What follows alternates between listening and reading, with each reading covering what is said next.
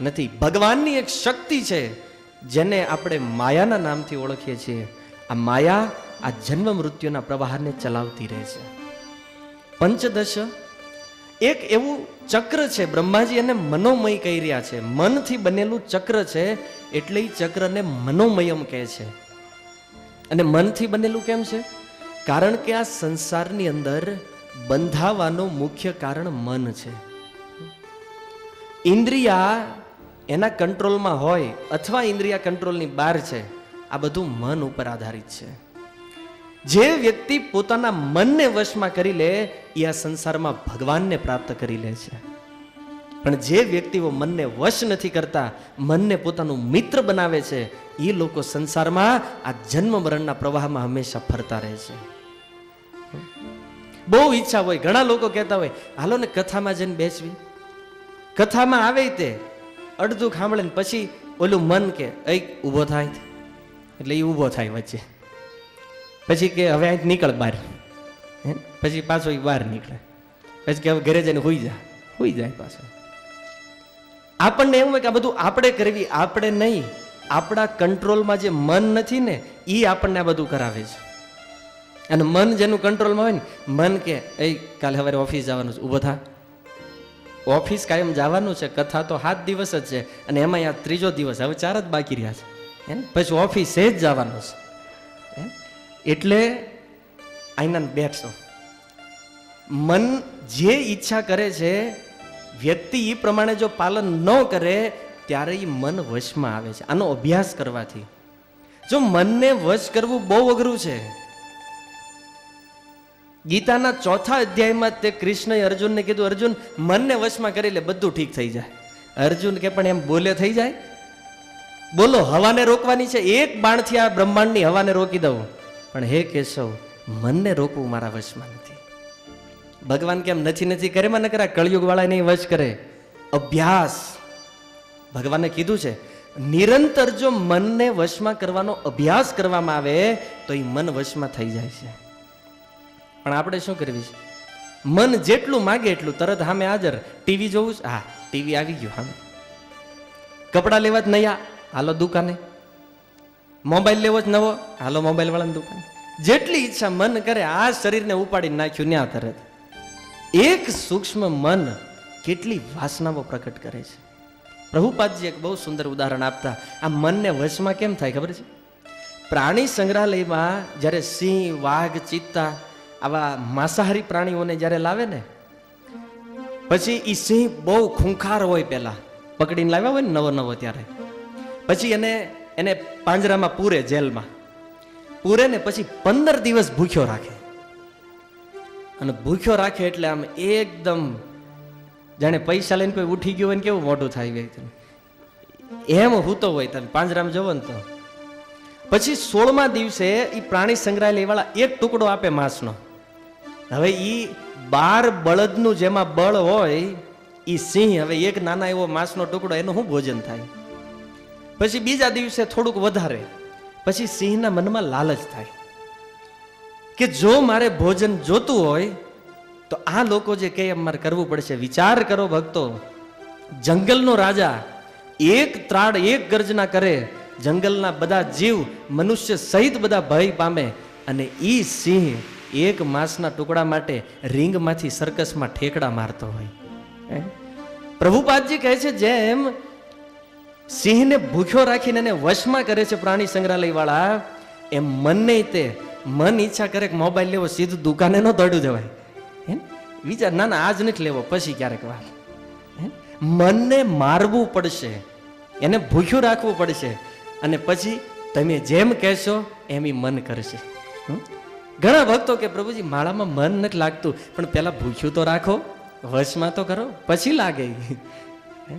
આપણે પહેલા જ દિવસથી બસ નાના થઈ જવું જોઈએ એમ ન થાય. તો એ મન જે છે એ જ જીવના બંધનનું કારણ છે. અને એટલા માટે એમાં પાછું ભળે છે પંચદશ, 10 ઇન્દ્રિયા અને 5 એના વિષય, એમ 15 આરાવાળું આ ચક્ર છે. અને ત્રિનાભી અર્થાત એ ચક્રમાં 3 ગુણ છે, સત્વ, રજ અને તમ. અને એ ફરે છે કેટલી સ્પીડથી જાણો છો? તો કે છે વિદ્યુત ચલમ. વીજળીના વેગથી જેમ ચક્રને ફેરવવામાં આવે છે એવી રીતે વીજળીની સમાન નાશવંત ચાલ છે એની. કેમ? વ્યક્તિનો જન્મ થયો, થોડો ટાઈમ અહીંયા રહ્યો, પાછો મરી ગયો, ફરી પાછો જન્મ, ફરી પાછો મોટો થયો, ફરીને મર્યો, ફરી પાછો જન્મ. અવિરત વીજળીના વેગથી આ ચક્ર ચાલતું રહે છે. અને જુઓ, આ ચક્ર ચાલે છે, પ્રતિક્ષણ આયુષ્ય નષ્ટ થઈ રહ્યું છે, શરીર નાશ થાય છે, છતાં અમુક નવરા એવા છે એની પાસે ટાઈમ જ ટાઈમ છે. બોલો, ઘણી વાર આપણે કોઈને પૂછ્યું, આમ તમે આમ આટા કેમ મારો? તો કે ટાઈમ પાસ, આજ રવિવાર છે ને, કઈ કામ નથી. એટલે તમે ટાઈમ પાસ કરો છો, ટાઈમ તમને પાસ કરી રહ્યો છે. તોય બે ફિકર બોલતા હોય, ટાઈમ પાસ પ્રભુજી, ટાઈમ પાસ. ટાઈમ પાસ કરવો કથા સાંભળ ને. હે, આ 3-3 કલાક કાનમાં નાખીને બેસી જાવ, ક્યાં વહી જાય ખબર નહીં પડે. અને ઉપરથી કલ્યાણ થાય છે ને કથા સાંભળવામાં, પણ તોય લોકો ટાઈમ પાસ કરે. કે શું કરો? Time pass. પણ કબીરજી એકવાર બનારસમાં ફરતા હતા, બહુ સુંદર દ્રશ્ય એમણે જોયું કે ચલતી ચક્કી દેખ કે દિયા કબીરા રોય, દો પાટન કે બીચ મેં સાબિત બચાનક હોય. કબીરજીએ જ્યારે ઓલી ઘંટી, પહેલાના સમયમાં શું કે ને, ઘંટલો કે ને આપણી ગુજરાતીમાં, ઈ ઘટલામાં કોક અનાજ દળતું હતું. કબીરજીએ જોયું, ઈ ઘટલાને જોઈને કબીરજીને રોવું આવી ગયું. ચલતી ચક્કી દેખ કે દિયા કબીરા રોય. શું કામ રડવું આવ્યું? કારણ કે જોયું કે ઈ ઘટલાના જે 2 પથ્થર હતા એની વચ્ચે સાબિત બચાન કોઈ એકય દાણો બચ્યો નહીં, બધાનો લોટ થઈ ગયો. એમ સંસારની અંદર જે આ મનોમય ચક્રમાં ફસાઈ ગયા છે એ લોટ થવાના છે, હે ને? મૃત્યુરૂપી કાળ એને પકડવાનો છે.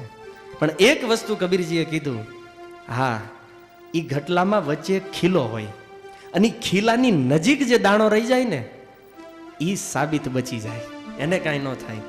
એમ આ સંસારની અંદર ભગવાનના ભક્ત, ભગવાનનું નામ અને ભગવાનની શરણાગતિ જો કોઈ લઈ લે તો એ કાળચક્ર એવા ભક્તને કોઈ અસર કરી શકતા નથી. બ્રહ્માજી આ વર્ણન કહે છે, અને ગીતામાં ભગવાન કહે છે, મામેય વય પ્રપદ્યંતે માયામ એતામ તરંતી તે. ભગવાન કહે છે, આ માયા શક્તિ જે છે એ મેં બનાવી છે, અને માયાને જો તરવી હોય મારા શરણમાં આવવું પડશે. કારણ કે જેની શક્તિ છે એ જ વ્યક્તિ બચાવે, બીજો કોઈ બચાવશે? માનો કોઈ બહુ મોટો પૈસા વાળો વ્યક્તિ હોય ને, એનો કોઈ માણસ તમને મારતો હોય, પછી તમે એ ભાઈ પાસે જઈને કહો, બોલો ભાઈ, તમારો જે બોડીગાર્ડ છે ને, સમજો મને મારે છે. પણ એ જેનો બોડીગાર્ડ છે એ વ્યક્તિ કહે છે કે જો આની સામે હું ક્યારેય આંખ ઉઠાવીને જોતો નહીં, તો ઓલો ક્યારેય તમને મારશે? ભલે તમારી કરતા શક્તિશાળી હોય, માયા જીવ કરતા બેશક શક્તિશાળી છે, માયાનો બહુ પ્રભાવ છે, છતાં જો કૃષ્ણની શરણાગતિ જે વ્યક્તિ લઈ લે, માયા ક્યારેય એની સામે નજર ઉઠાવીને જોતી નથી. પણ દુર્દૈવ, દુર્ભાગ્ય છે આ સંસારનું. લોકો બધાની શરણે જાય, માતા પિતાની શરણમાં જાય બાળકો. શું કામ? અમારું રક્ષણ કરશે. ખબર નથી કે માતા પિતા તે આ સંસારમાંથી છોડીને જવાના છે. કોઈ પોતાના શેઠના રક્ષણમાં વિચાર કરતા હોય કે નહીં, આપણા શેઠ પાસે બહુ પૈસા છે ને એ આપણું રક્ષણ કરશે. કોઈને માતા પિતા ઉપર, કોઈને દેશ ઉપર, કોઈને સમાજ ઉપર, બધી જગ્યાએ શરણાગતિ લીધી છે. અને એક શરણાગતિ તો બધાએ લીધી છે, એ ઘરવાળાની. ઘરવાળા કે એટલું જ કરવું, હે ને? શરણાગત તમે કયો ઈ. શરણાગતિ ભગવાનની લેવી જોઈએ. ભગવાનની જે લોકો શરણાગતિમાં રહે છે એને માયા ક્યારેય સ્પર્શ કરતી નથી. એટલા માટે શીલ પ્રભુપાદજી એક સ્ટેટમેન્ટ 1973 લોસ એન્જલસના પ્રવચનમાં કીધું હતું કે your self is always in Krishna consciousness. તમે તમારી જાતને હંમેશા કૃષ્ણ ભાવનામાં રાખો, ભગવાનને શરણાગત રાખો. Kali will not able touch to you. આજે કળિયુગ છે, માયા છે, એ તમને સ્પર્શ નહીં કરે ક્યારેય.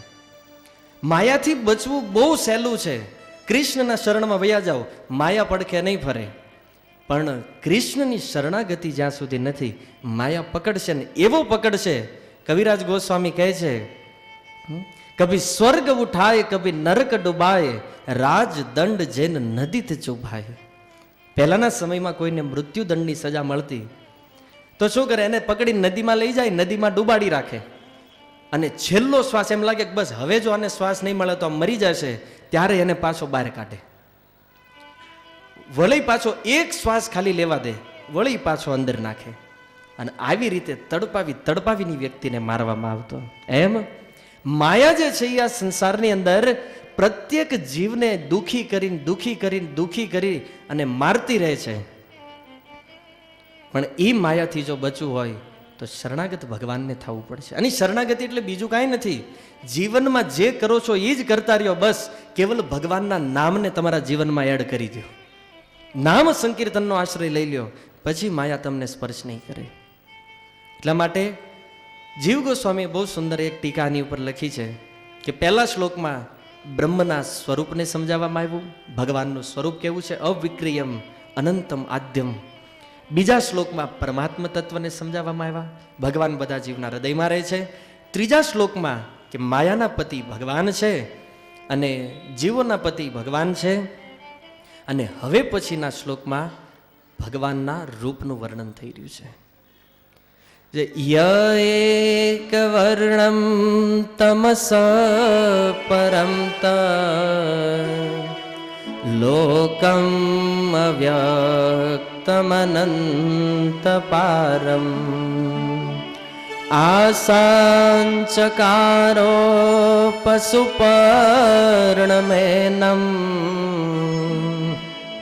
ઉપાસતે યોગરથેન ધીરા. કહે છે તમસ પરમ, હે પ્રભુ તમે અજ્ઞાનથી પરે છો.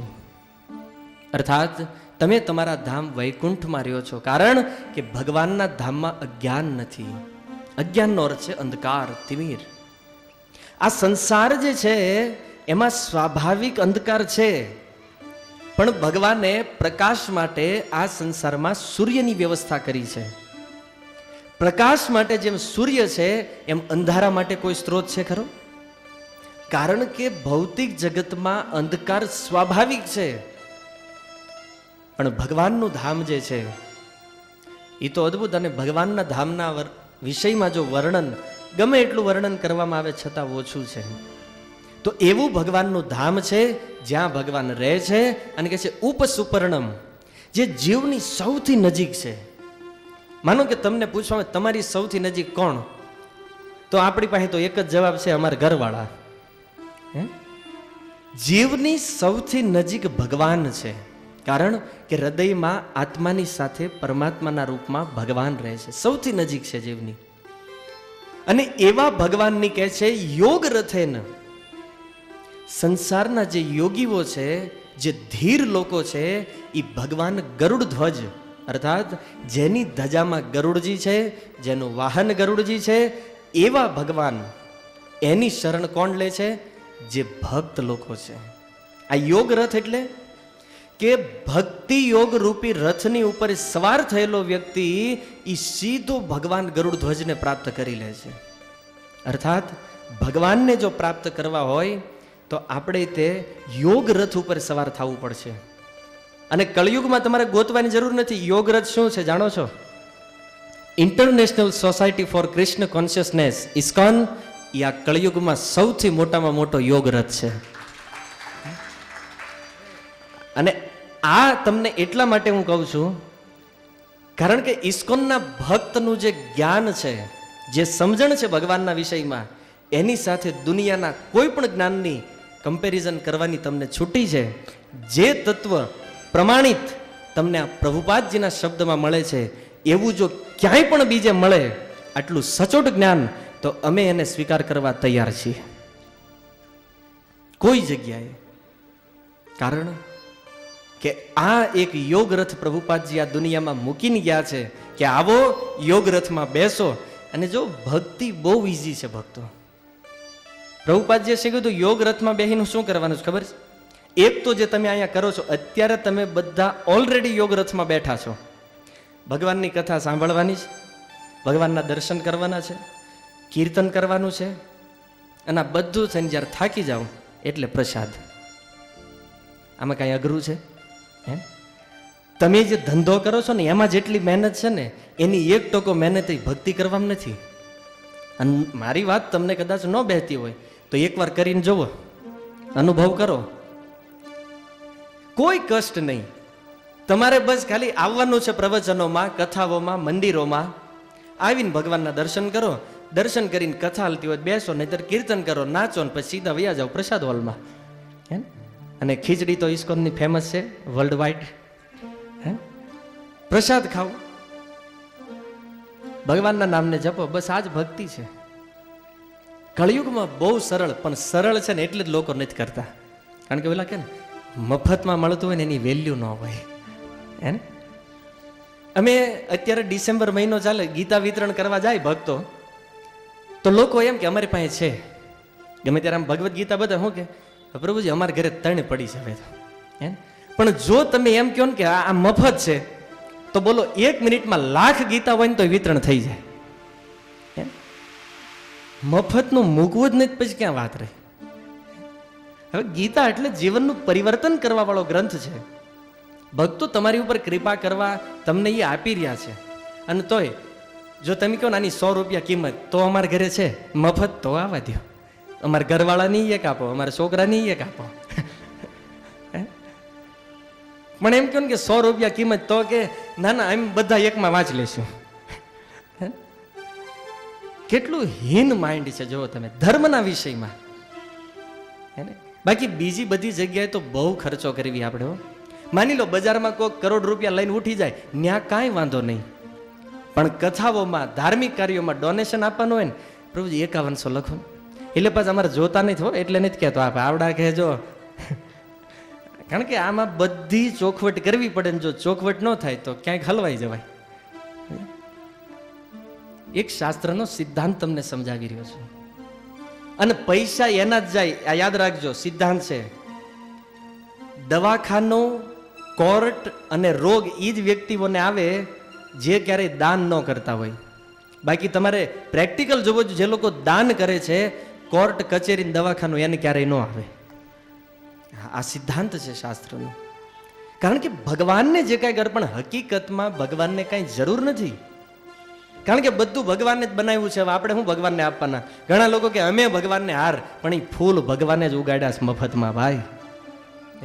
અને આપણે એ ઓલા માળી પાસે જઈને 30 રૂપિયા લઈ લે, અમે ભગવાનને અર્પણ કર્યું. ભગવાન એટલા માટે કહે છે આપો અમને, કારણ કે એ બાને જીવ ભગવાનની નજીક આવે. હવે આમાં ઘણા લોકો એવા હશે જેને આ ભક્તોએ આમંત્રણ આપીને બોલાવ્યા છે કે એક દી તમારી કથામાં આવવાનું છે.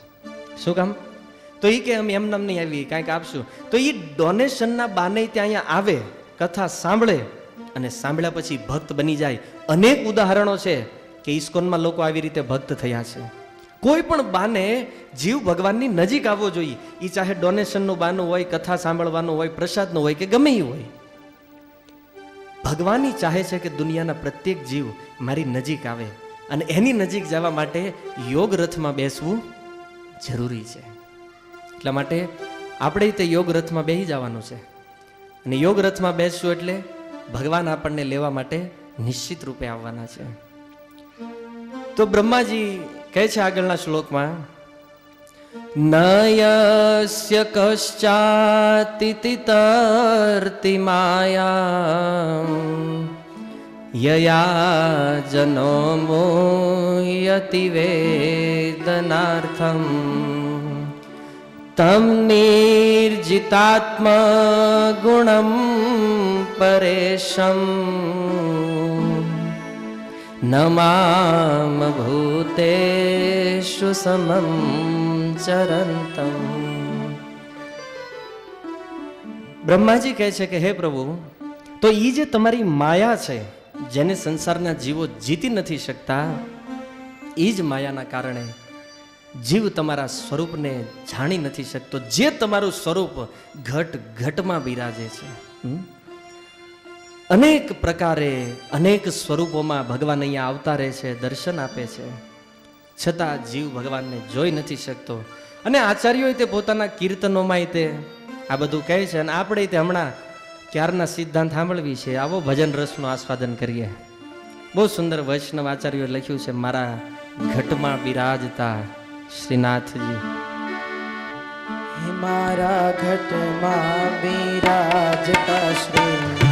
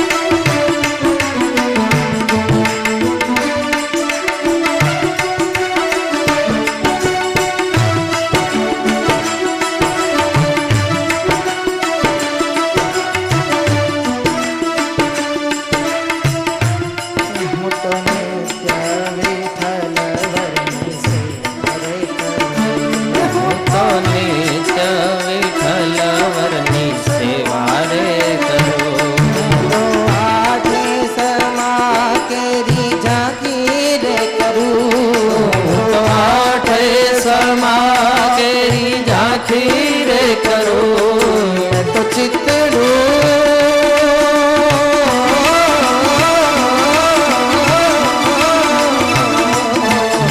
તો ચિતડું શ્રીનાથજીને ચરણે ધર્યું જીવન સફળ મારા ઘટમાં વિરાજતા શ્રીનાથજી યમુનાજી શ્રીનાથજી બોલો શ્રી યમુનાજી બોલો શ્રીનાથજી બોલો શ્રી યમુનાજી બોલો શ્રીનાથજી બોલો શ્રી યમુનાજી બોલો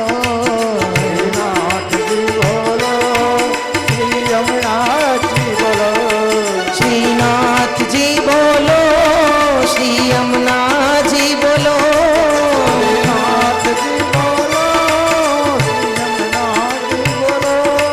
શ્રીનાથજી બોલો શ્રી યમુનાજી બોલો શ્રીનાથજી બોલો શ્રી યમુનાજી બોલો શ્રીનાથજી બોલો શ્રી યમુનાજી બોલો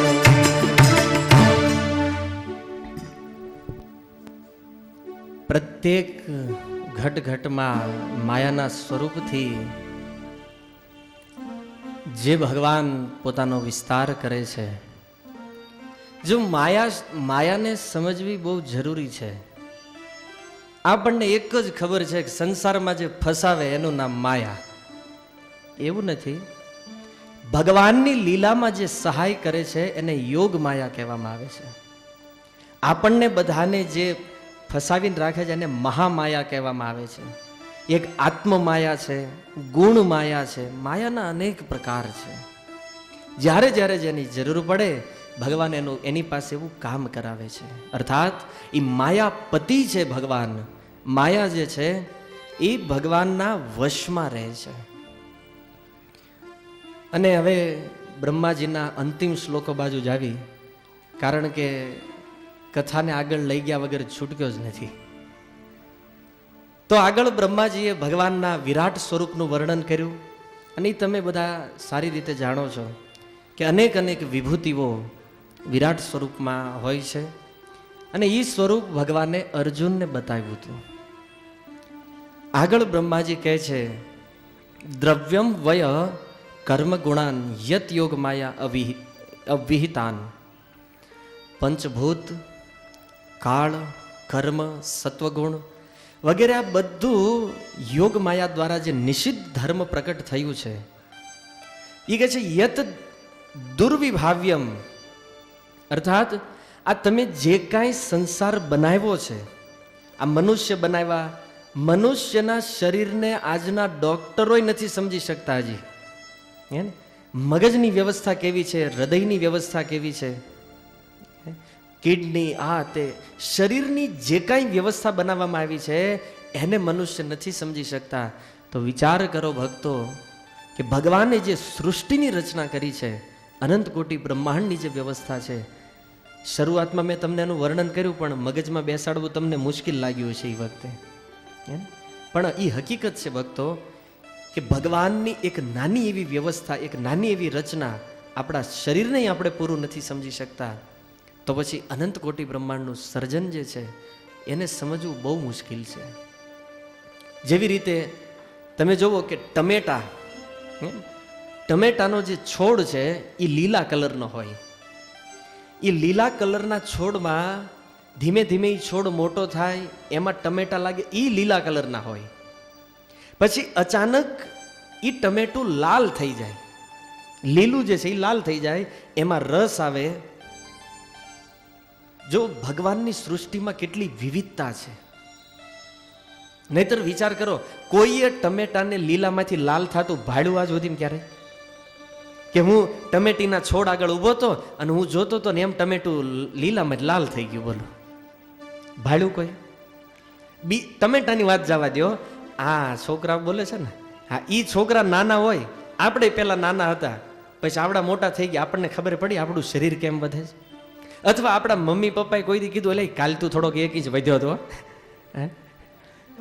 જાણે આ બહારથી કોઈક મહેમાન આવે ને તો કે એટલે તમારો છોકરો તો બહુ મોટો થઈ ગયો એ એવડો રે મોટો થવાનો. પણ બધું આપણી વચ્ચે થઈ રહ્યું છે, આપણી નજર સામે, છતાં આપણે એને જોઈ શકતા. છોકરો મોટો થઈ ગયો એ બીજાને દેખાય, આપણને ન દેખાય. હે, નાળિયેરની તમે વ્યવસ્થા જુઓ, હે, કેટલી ઊંચી નાળિયેરી, એની ઉપર પાછું નાળિયેર અને પાછું ઉપરથી કેટલું પેકિંગ છે એમાં જુઓ.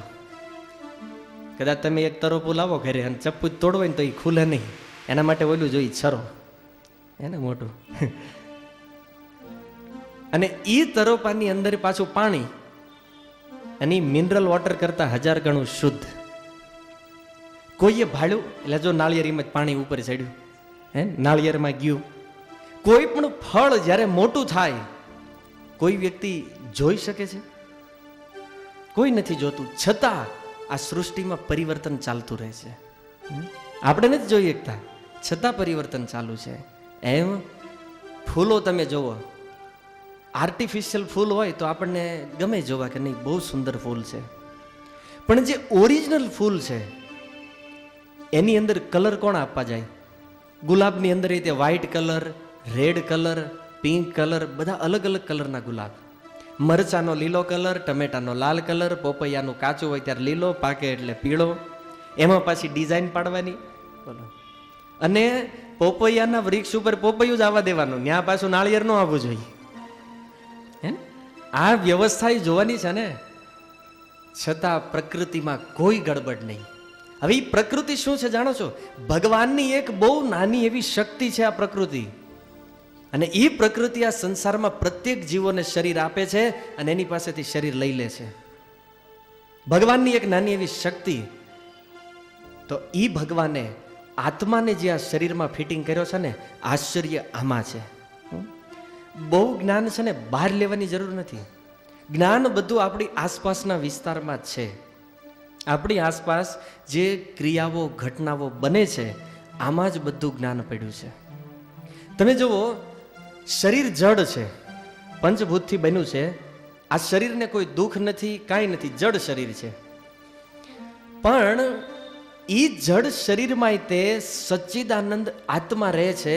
આ સૌથી મોટું આશ્ચર્ય છે. શરીર જડ છે અને આત્મા પાછો વાયુ સ્વરૂપ છે. બ્રહ્માંડ ભ્રમિતે કોણ ભાગ્યવાન જીવ. આત્મા વાયુ સ્વરૂપ છે. હવે તમે વિચાર કરો, હવાને ક્યાંય બંધ કરીએ કઈ? તમે એમ કહો કે આજે આપણે મુઠ્ઠીમાં હવાને પકડી લેવી, લ્યો હવા છે બધે, હવાને પકડી ન શકાય. સમજાય છે? એટલે કે છે કે આ શરીરમાં 9 દ્વાર છે. આ કાન, નાક, પછી ચામડીના છિદ્રો છે, જનેન્દ્રિયોના છિદ્રો છે. તો કુલ શરીરમાં મુખ્ય 9 દ્વાર. હવે તમે કોઈ એવું પાત્ર જોયું છે કે જે એકદમ ખુલ્લું હોય છતાં એમાં હવા ભરી હોય? મતલબ તમે હવાને એમાં પેક કરી રાખો. માનો ફુગ્ગાની અંદર, આલો આપણે ઉદાહરણ સરસ મળ્યું છે. ફુગ્ગામાં તમે હવા ભરો, ફૂટલા ફુગ્ગાની જ વાત લેવી, હે ને? માનો કે કોઈ ફુગ્ગો ફૂટ નાનું એવું કાણું એમાં પડી ગયું હોય, પછી તમે એમાં બહુ હવા ભરો, બહુ હવા ભરો, પણ એમાં કાણું છે એટલે હવા એમાં ટકશે નહીં, ટકે. તો શરીરમાં 9 છિદ્ર છે, 9 દ્વાર છે, છતાં વાયુ સ્વરૂપ આત્મા શરીરમાં ટક્યો છે, કોઈ દી બહાર નથી નીકળી જતો.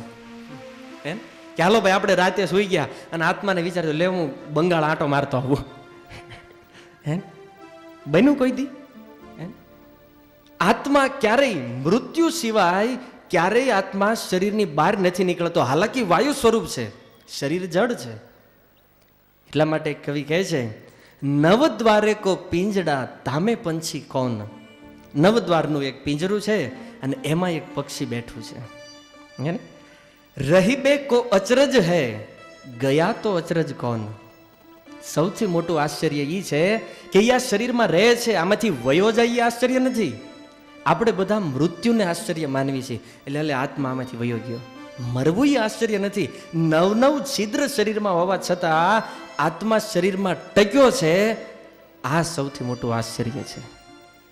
પણ બ્રહ્માજી કહે છે, પ્રભુ ઈ શરીરમાં ટકવું એ આશ્ચર્ય છે, કારણ આ મશીન જે છે ને મનુષ્યનું શરીર એ પ્રભુ તમે બનાવ્યું છે હે, અને તમે જે રચના બનાવી હોય આ ભગવાનની વ્યવસ્થા છે. જુઓ તમે, આપણે સમય કાળની ગણતરી કરી.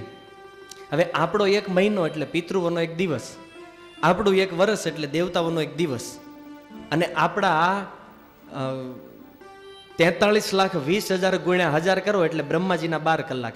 એક જ લાઈનમાં આખું બ્રહ્માંડ છે, છતાં સમય બધાનો સાપેક્ષ છે હે ને.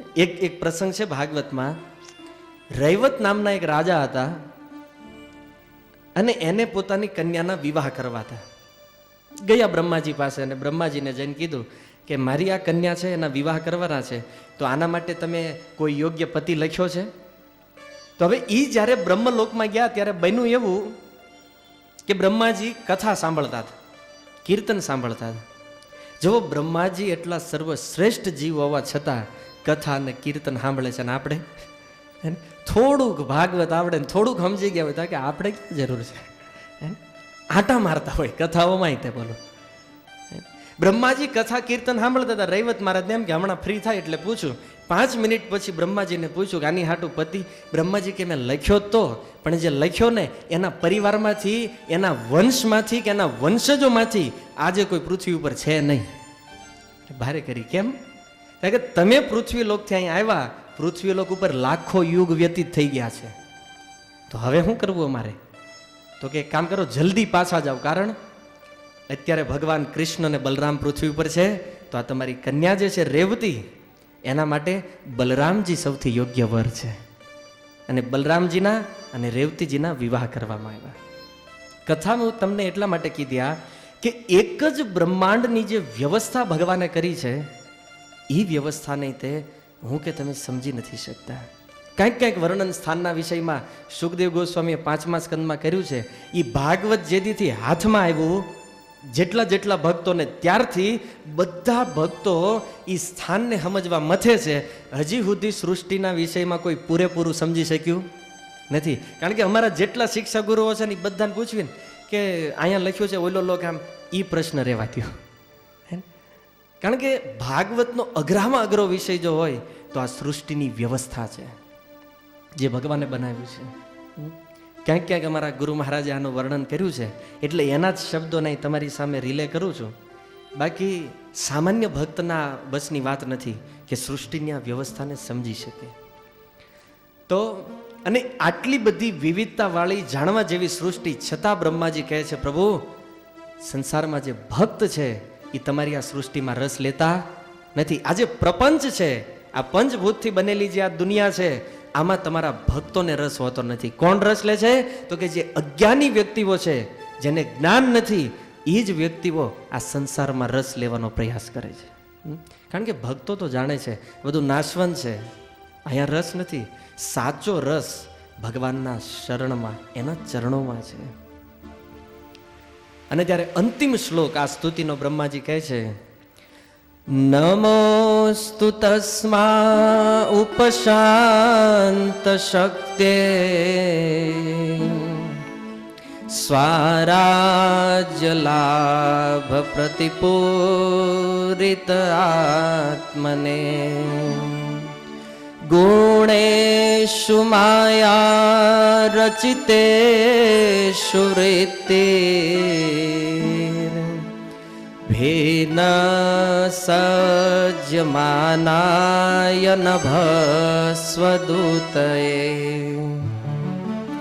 બ્રહ્માજી કહે છે ઉપશાંત શક્તિ, જે બીજું કાંઈ પામવાનો પ્રયાસ નથી કરતો, અર્થાત અશાંતિથી રહિત છે.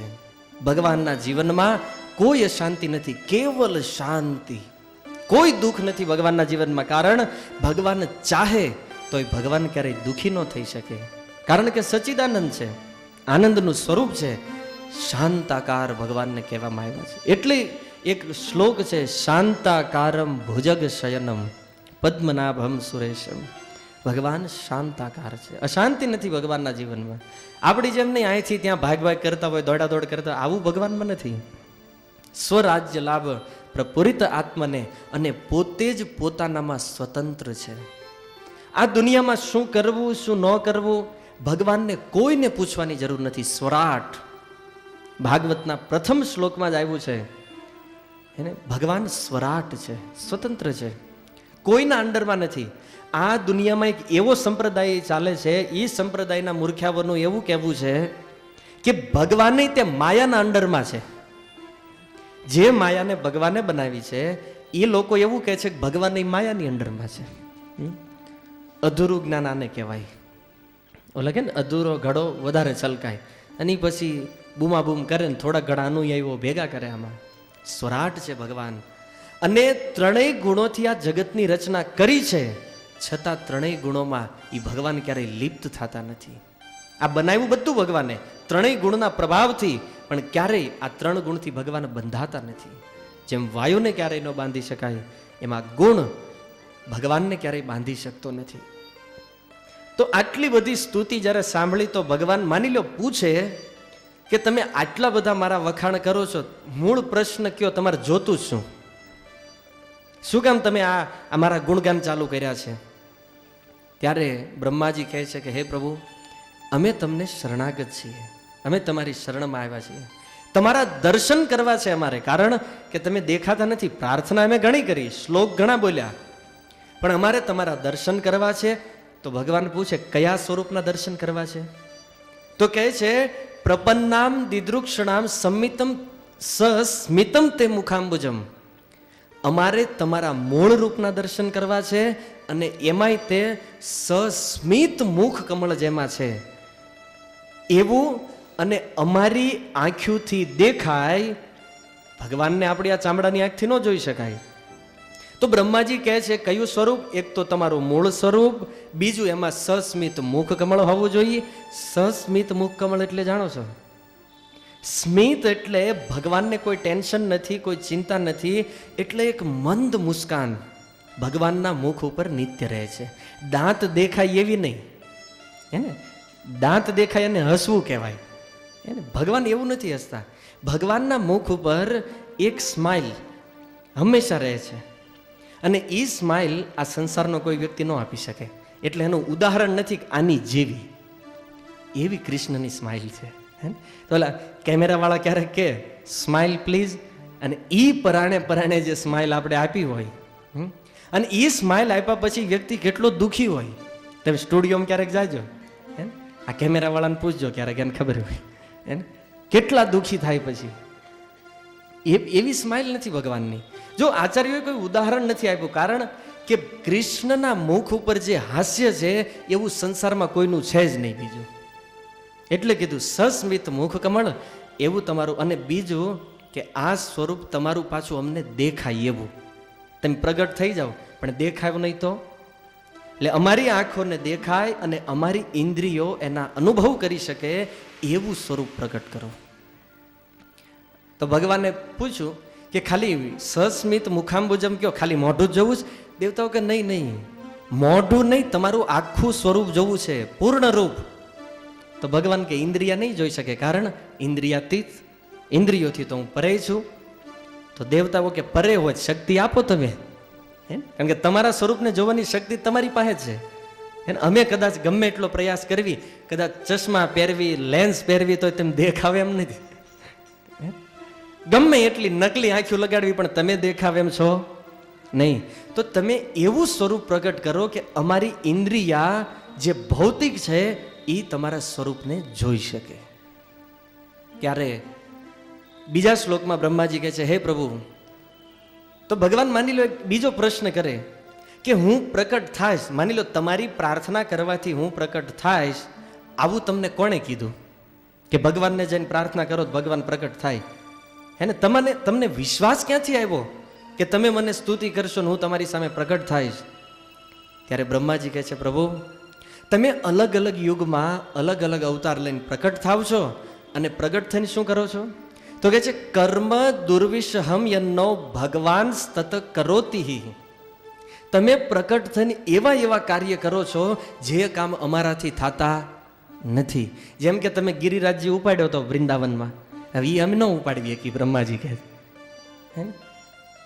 તમે પછી ઓલા હિરણાક્ષને માર્યો તો, હવે હિરણાક્ષને વધ કરવો એ તો એમ બધા જોતા હતા એનો ત્રાસ, હિરણ્યકશિપુનો ત્રાસ બ્રહ્માજી કે અમે જોતા હતા, પણ પ્રભુ એની વધ કરવાની ક્ષમતા અમારામાં નથી.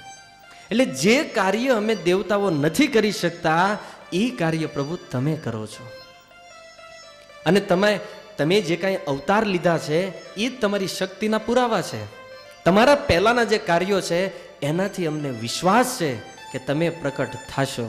બીજો સિદ્ધાંત સમજો, મંદિરે જઈને ભગવાનને પ્રાર્થના કરો છો, પણ એ સ્તુતિ અને પ્રાર્થનામાં વિશ્વાસ હોવો જોઈએ કે નહીં, મારી પ્રાર્થના ભગવાન સાંભળે છે. મંદિરે જાય ભગવાનની સામે હાથ જોડે, આવી પથ્થરની મૂર્તિ અને એમાંય પાછા દુહા ગાતા હોય, પથ્થર પૂજે ભગવાન મિલે તો મેં પૂજું પૂરા પહાડ. પથ્થરમાંથી ભગવાન નીકળે, પ્રહલાદ મહારાજે થાંભલામાંથી પ્રકટ કરાવ્યા. આ તો ભાવ અને શ્રદ્ધાનો વિષય છે. પથ્થરમાંથી ભગવાન બોલે. જો હૃદયમાં ભાવ હોય ને તો, અને ભાવ ન હોય તો મંદિરની મૂર્તિ ક્યાં આપણી યાર વાતો કરે છે? અમે બધા મંદિર જાઓ છો કે નહીં? જાઓ છો તો વાંધો નહીં. તો મંદિર જાઓ છો તો મૂર્તિ આપણી યાર બોલતી નથી, કારણ અભાવ છે શ્રદ્ધા અને વિશ્વાસનો. એટલા માટે બ્રહ્માજી કહે છે કે જે લોકો ભજન નથી કરતા, ક્લેશ ભૌર્ય અલ્પ સારાણી કર્માણી વિફલાની વા, જે લોકો ભજન નથી કરતાના સંસારમાં રાત દિવસ મજા જ કરે છે કે લાવો લાવો ભેગું કરો, આ લોકો સખત પરિશ્રમ કરે પણ છેલ્લે કે છે દેહિનામ વિષયાર્તાનમ ન તથૈવા પ્રીતમ ત્વયી, છેલ્લે સંતોષકારક પરિણામ એને મળવાનું નથી. શું કામ નહીં મળે? કારણ કે આખું જીવન મહેનત કરી ભેગું કર્યું અને અંતે એક ક્ષણમાં છોડીને વયો ગયો. શું લાભ છે તમારી મહેનતનો? એટલા માટે આચાર્યો ભાગવતમાં લખે છે, જન્મ લાભ પરે પુંસા બનતે નારાયણ સ્મૃતિ. જીવનમાં એવું કાર્ય કરવું જોઈએ જેનાથી મરતા સમયે ભગવાનની યાદ આવે. બાકી તો લઈ લઈને જો મરવું જ રહ્યું તો પછી જીવન શું કામનું છે? પણ જે લોકો ભજન કરે છે એ નક્કર પરિણામ મેળવે છે. આમ તો આ વાત તમે ઘણી જગ્યાએ સાંભળી હશે, પણ ઘણા લોકો મને પ્રશ્ન કરે છે કે પ્રભુજી તમારી વાત બધી સાચી, બ્રહ્માજી બોલે એ સાચું, ભાગવત બોલે એ સાચું, પણ જો અમે મહેનત નહીં કરવી, ધંધો નહીં કરવી તો અમારું પાલન કોણ કરશે? એ ભગવાન કરશે. વિશ્વાસ નથી હાલો તોય તે તમે બિઝનેસ ધંધો તમારો જે કરો છો એ કરતા રહ્યો, અને બાકી જે ટાઈમ ગલ્લે બેહવામાં, ટીવી જોવામાં, સોસાયટી વાળા રે ગપ્પા મારવામાં જે ટાઈમ વેસ્ટ જાય છે જીવનમાંથી, એ ટાઈમને બચાવો અને એ ટાઈમમાં ભજન કરી શકાય જો કરવું હોય તો. અને ઘણા લોકો કે નહીં પ્રભુજી પહેલા એમ પૈસા કમાઈ લેવી, સમાજમાં અમારું સ્થાન બની જાય, અમારું નામ બની જાય અને પછી અમે ભજન કરશું. હવે તમે માની લો કે પૈસા કમાવા માંડો, બની શકે એવું કે આ જીવનમાં તમે કરોડપતિ નોય થાવ અને મૃત્યુ આવી જાય. કરોડપતિ કેમ થવાય એ જાણો છો? આપણી પાસે રસ્તો છે એનો. પૈસા કમાવાનો શોર્ટકટ જાણવું છે તો રજૂ કરું, બોલો. આમાં ના છે ના પાડે. જો ગીતામાં કૃષ્ણ કહે છે શુચિનામ શ્રીમતામ ગેહે, જે વ્યક્તિ ભજન કરે ને, ભક્તિ કરે, પછી આપણને જ ખબર છે કે આ જન્મમાં આપણે ભગવાનને નહીં પણ કાંઈક ભક્તિ થઈ હોય 20%, 30%, 40%, 50% જે થઈ હોય, અધૂરી ભક્તિ અરે આપણે મરી ગયા, આપણું શરીર છૂટી ગયું. તો આવા જે અધૂરી ભક્તિ વાળા જીવ છે એને ભગવાન કહે છે શુચિનામ શ્રીમતામ ગેહે, હું એને વૈષ્ણવ પરિવારમાં અને પૈસા વાળા એકદમ ધની પરિવારમાં જન્મ આપું છું. તાળીઓ પાડોમાં પેલા સમજો.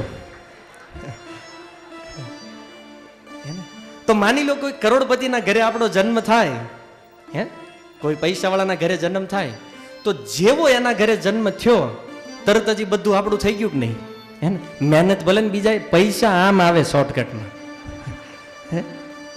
બાકી તૂટી જાવ તો કદાચ થોડાક થવાના હતા એ થઈ ગયા, બાકી રહી ગયા. આ બ્રહ્માજી ઈ કહે છે આ શ્લોકમાં કે જે લોકો ભક્તિ કરે એને તો પરિણામ મળવાનું છે પાક્કું. તો બીજા લોકો જે કમાઈને આ મૂકીને જે મરી જવાના છે, તો શું કામ ભક્તો એનો ઉપયોગ કૃષ્ણ ભાવનામાં ન કરે? એવા પૈસાવાળાના ઘરે જન્મ લેશે ભક્તો, અને ન્યા ભગવાનની અધૂરી રહેલી ભક્તિને પૂરી કરશે, અને ઈ ધન ઓલાય નકરું બેંકમાં, આંગડિયામાં, આયાન ત્યાં જે હંતાડ્યું હતું એનો કૃષ્ણ ભાવનામાં ઉપયોગ કરશે. આ છે શોર્ટકટ, બ્રહ્માજી સમજાવે છે. હે? બાકી મહેનત કરીને તો આખું ગામ મેળવે. વગર મહેનતે લેતા આવડે આને બુદ્ધિમાન કહેવાય. હે? કેમ લાગે છે બ્રહ્માજીની સલાહ? હે? પણ આમાં ધીરજ હોવી જોઈએ હો ભાઈ. એક જન્મ જવા દેવો પડે. તમે કહો તરત લાવો કાલ ને કાલે, એમ ન આવે. થોડુંક ધૈર્ય રાખવું પડે. તો ભજન જે કરે પરિણામ એને મળવાનું છે. એક ઉદાહરણ ખાલી હું તમને આપું એનું. વિભીષણ જુઓ, રાવણે ઈ સોનાની લંકા લેવા માટે શું કર્યું? પહેલા તો શિવજીની તપસ્યા કરી. તપસ્યા કરીને તો શિવજી પ્રસન્ન ન થયા. પછી જે 10 માથા હતા એક એક કાપીને માંડ્યો હવન કુંડમાં નાખવા. 1,00,000 વર્ષ તપસ્યા કરે અને એક માથું કાપીને કુંડમાં નાખે. બીજા 1,00,000 વર્ષ તપસ્યા, અને આવી રીતે 10 માથા જ્યારે હવન કુંડમાં નાખ્યા ત્યારે શિવજી પ્રસન્ન થઈને કીધું, બોલ શું જોતું? સોનાની લંકા આપો. શિવજી કે લઈ જા. આ રાવણ કેટલી મહેનત, માથા કાપીને બોલવું સીધું લાગે હો ભાઈ. હા, આપણી આંગળી કપાણી હોય ખબર છે કેટલું દુઃખ લાગે. હવે માથા કાપીને શિવજીને અર્પણ કર્યા ત્યારે સોનાની લંકા મળી. અને એ જ લંકા વિભીષણે ખાલી લંકાથી ભારત આવીને રામને પ્રણામ કર્યા. ભગવાન રામે કીધું, ઉઠો લંકેશ. આખી લંકાનો રાજા બનાવી દીધો. અને રાજા બનાવ્યા એટલું નહીં, 7 ચિરંજીવીઓમાં એક નામ અમર છે વિભીષણનું. આજે લંકાના રાજા એ વિભીષણ છે આજની તારીખમાં. અને હર 12 વર્ષે શ્રીરંગમમાં આવે છે ભગવાન રંગનાથજીનો અભિષેક કરવા માટે. આજે તે કેવળ ભગવાન રઘુનાથને એક પ્રણામ કરવાથી ખાલી. આ છે ભગવાનના પ્રણામની મહિમા ભક્તો. ભગવાનને પહેલા છે ને આમ ભગવાનના ભક્તો દેખાતા હોય ફક્કડ, પણ ઈ જ્યારે બોલે ને ભૂગા કાઢી નાખે. હો, આ શિવજી સોનાની લંકા આપી, પણ શિવજી એની હાટું કોઈ દી ઘર નથી બનાવ્યું ક્યારેય. શું કામ નથી બનાવ્યું? કારણ કે શિવજી જાણે છે કે આ માથાકૂટ ન કરાય. ટાઈમ જે છે એ ભજનમાં અપાય. આ ઘરની બધી મગજમારી આવી ક્યાંથી? ઘર બનાવ્યું એટલે ન હોત તો આપણે જ્યારે સુરતમાં આવ્યા, આપણા લગ્ન ન થયા તો 2000 કે 3000 જલસા કરતા હતા કે નહીં? હે, પછી ઘર બનાવ્યું ને લગ્ન કર્યા ને પછી છોકરાને સ્કૂલે મોકલ્યા, ના તે ખર્ચા વધ્યા ને સામે આપણું વધ્યું બધું. પછી અને ઈ લપ કરવામાં આપણે ભજન ભૂલી ગયા. ખરેજો, હું નાનો હતો ને મને યાદ છે, અમારા ગામમાં મંડળ હતા. દર શનિવારે ભજન થાય, કીર્તન થાય. એવા ભજન ગાતા હોય ને આખી આખી રાત ઓલી ગામની જે સીમ હોય ને એમાં સંભળાતા હોય બધે. એવા ભજન ગાતા હોય. સુરતમાં આવ્યા ને તો એ ગામનાને મળવાનો ટાઈમ નથી રહ્યો. બોલો, આ આપણી પ્રગતિ. પ્રભુપાદજી કે પશુઓ જેવી પ્રગતિ કરી નાખી. ભલે પહેલા આપણી પાસે પૈસા નહોતા, પણ સંબંધ જે હતો, પ્રેમ જે હતો, એ બધું ખોવાઈ ગયું. હે ને, 2 ભાઈઓને મળવાનો સમય નથી, પછી બીજી ક્યાં વાત કરવાની રહી? કારણ ભજન ઘટ્યું. એટલે આનું કારણ એ છે, ભજન જ વયા ગયા. હજી અમારા એ મંજીરા તબલા ને બધું એ અમારા ગામમાં પડ્યું, ધૂળ ખાય છે હજી. હવે કોઈને વગાડવાનો ટાઈમ નથી. અને જે કાંઈ વધ્યા છે ગામમાં એનું ભજન કરવું નથી. એટલે મારા ગામની વાત નહીં, બધા ગામની આ જ દશા છે. નગર કહે એટલે પ્રભુજી એના ગામની, બધા ગામ આમ જ હાલે છે. એટલા માટે ભજન તો કરવું જ રહ્યું જીવનમાં. ત્યારે કહે છે કે ભગવાન પ્રતિ કરેલું થોડું કર્મ ક્યારે નિષ્ફળ જતું નથી. ભગવાન કહે છે મારે કરોડો રૂપિયાની જરૂર નથી, મારે સોનાના આભૂષણોની જરૂર નથી. ગીતામાં સ્પષ્ટ કૃષ્ણ બોલે છે, પત્રમ પુષ્પમ ફલમ તોયમ યો મે ભક્ત્યા પ્રયચ્છતિ. કોઈ મને ભાવથી એક પાંદડું આપી દે, ખાલી કોઈ મને ભાવથી એક ફૂલ આપી દે, કોઈ ફળ આપે, અને માની લો કે ફ્રૂટ આજ મોંઘું થઈ ગયું, ફ્રૂટ લેવાના પૈસા ન હોય, એક તુલસી પત્ર કોઈ અર્પણ કરી દે, ભગવાન કહે છે હું પ્રસન્ન થઈ જાઉં છું. એવું નથી કે પૈસા હોય તો જ ભક્તિ થાય. પાંડવોના વનવાસમાં દ્રૌપદીજીએ ખાલી એક શાકનું એક પત્તું અર્પણ કર્યું ભગવાનને, એક પત્ર આપ્યું, ભગવાન પ્રસન્ન થઈ ગયા. અને દ્રૌપદીને પોતાનું નામ આપ્યું. ભગવાનનું નામ છે કૃષ્ણ અને દ્રૌપદીનું નામ આપ્યું કૃષ્ણા. એક પત્ર ખાલી અર્પણ કર્યું, ભગવાન સંતુષ્ટ. ત્યાર પછી આવો જે કથાનું કાંઈક અંશ મેં તમને આગળ સંભળાવ્યો હતો. ગજેન્દ્રએ ખાલી એક કમળનું પુષ્પ સૂંઢમાં લઈને ભગવાનને આપ્યું. ભગવાન ગરુડ ઉપર સવાર થઈને આવીને એ ગજેન્દ્રની રક્ષા કરી. એક ફૂલ આપવાથી ખાલી. ફળ મોટા મોટા ઋષિઓની વચ્ચે રહેતી શબરી એઠા બોર ભગવાનને અર્પણ કર્યા. ભગવાન કોઈ ઋષિના આશ્રમમાં ન ગયા, કોઈ ઋષિ ઉપર કૃપા ન કરી, માત્ર શબરી ઉપર કૃપા કરી દીધી, ખાલી ફળ આપવાથી. અને માની લો આ બધું ન હોય, ભાગવતના એકાદશ સ્કંદમાં કથા છે, પાણી રંતીદેવ નામના એક બ્રાહ્મણે 48 દિવસના ઉપવાસ અને 49મા દિવસે ભગવાનને ખાલી પાણી અર્પણ કર્યું. ભગવાન એનાથી પ્રસન્ન થઈ ગયા. બતાવો, અઘરું છે ભક્તિ? અઘરી છે ભક્તિ? આપણે કરવી નથી. બાકી સુવિધા ભગવાને બધી આપી છે. તમારી જીવનમાં જેવી અનુકૂળતા હોય એ રીતે ભજન કરો, પણ ભજન કરો. પણ આપણે નિયમ લીધો છે, બધું કરશું, પાપ કરશું, ગામને હેરાન કરશું, બધું કરશું, પણ ભજન નહીં કરવી. ભજન સિવાય બધું કરશું. અને ઘણા લોકો છે ને, જે ભજન કરતા હોય ને એને ગાંડા સમજે, એને મૂર્ખ્યા કહેતા હોય. શું કામ? એ કે આવડા જો આપણે મોટી મોટી ગાડીઓમાં ફરવી, હોટલોમાં જમવી, અને હરે કૃષ્ણ વાળા રહી ગયા. કારણ કે આવડાને જ ના પાડી છે, હોટલમાં ન જવાય, બહુ ભોગ ન કરાય. એટલે એ લોકો એવું સમજતા હોય કે આપણે 20,000ના 30,000ના મોબાઈલ વાપરવી, આ હરે કૃષ્ણ વાળા રહી ગયા, આવડાને હું ભોગમાં બાકી. એ મર્યા પછી ખબર પડશે તમે ભોગ ભોગવા છે, ભોગે તમને ભોગવી લીધા છે. કારણ કે તમને તો અત્યારે આ સંસારના ભોગ મળશે, પણ ભક્તો જ્યારે ભગવાનના ધામમાં જાય છે, સનાતન ભોગ પ્રાપ્ત થવાનો છે. ક્યારેય મરવાનું જ નહીં. સૌથી પહેલું તો તમારી પાસે કરોડો રૂપિયા હોય, બહુ સારો પરિવાર, પણ છોડીને અહીંથી જવું પડશે, એ પાક્કું છે. પણ એક વખત જો ભગવાનના ધામમાં એન્ટ્રી મળી ગઈ, ફરીને ક્યારેય નીકળવાનું જ નહીં, મોજ જ કરવાની. આને કહેવાય સાચી મોજ.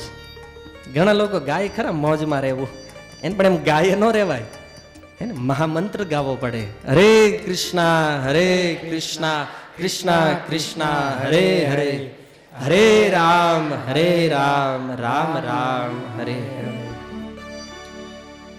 ઘણા લોકોના મનમાં છે, તો અમે આમ જ્યાં ત્યાં મથવી છીએ અત્યારે. ઈ બ્રહ્માજી બહુ સુંદર શ્લોક કહે છે, યથા હિ સ્કંદ શાખા નામ તરોર મુલાવ સેવનમ એવમ આરાધનમ વિષ્ણુ સર્વેશામ આત્મનશ્ચહી. હે પ્રભુ, સંસારમાં જો કોઈ વ્યક્તિ તમારું શરણ લઈ લે, તમારી એકવાર ભક્તિ કરે, આ સંસારમાં એને બીજા કોઈનું ભજન કરવાની કે બીજા કોઈના શરણમાં જવાની જરૂર નથી. કારણ આપતા બ્રહ્માજી એક બહુ સુંદર ઉદાહરણ આપે કે વૃક્ષના મૂળમાં પાણી નાખવાથી એ ડાળીઓને પાણી મળી જાય, પાંદડાઓને પાણી મળી જાય. એવી રીતે હે પ્રભુ, તમારું જો ભજન કરવામાં આવે, તમારી જો ભક્તિ કરવામાં આવે, તો સંસારના બધા દેવી દેવતા, સંસારના બધા ભક્તો, સંસારના બધા ઋષિમુનિઓ, બધા બ્રહ્મર્ષિઓ અને જેટલા મહાન વ્યક્તિઓ છે, આ બધા હે પ્રભુ તમને સંતુષ્ટ કરવાથી આખું જગત સંતુષ્ટ થઈ જાય છે.